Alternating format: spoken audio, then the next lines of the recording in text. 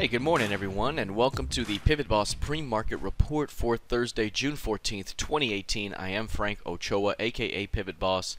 Here's a look at the daily time frame of the ES.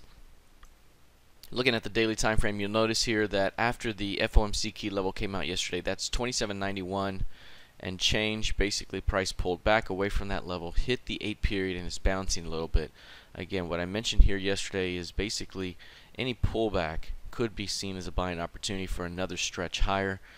This market continues to push toward the upper 28.29 key level, which is the FOMC key level from January, but we haven't quite gotten there yet. Again, anything beyond 27.91 has been an opportunity for bears to defend, sell, and sell at a good price.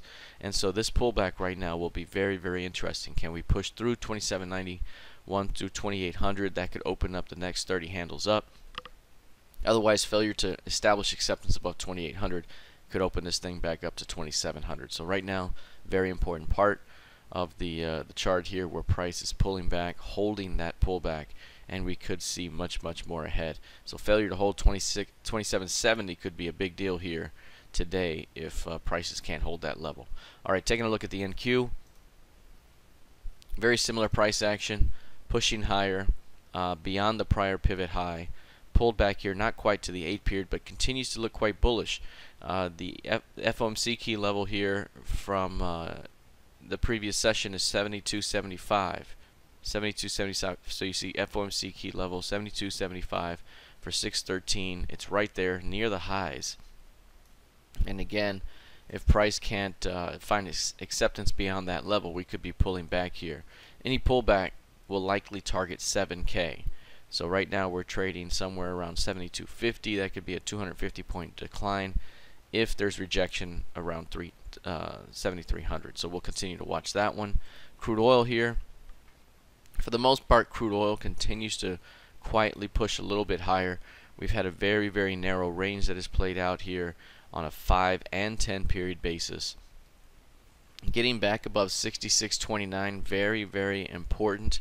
Failure to hold below that level has all of these late participants that are in, and that could open up a big squeeze here. We're opening up very strong already today here. We're above the previous sessions, mids and highs, and this thing, again, if it opens up above, starts to push beyond 6,700 really strongly here, it opens up at least another point and a half of upside. Again, 68.70 could be a very quick target, and 69.35 could be the next high probability target. So we could be looking at much more strength here ahead if this thing can really get going above 67s. All right, taking a look now at gold. We talked about gold being one that could be on the verge of a breakout, likely to the upside. It could have gone either way, but I mentioned it has more of an upside bias above 1310.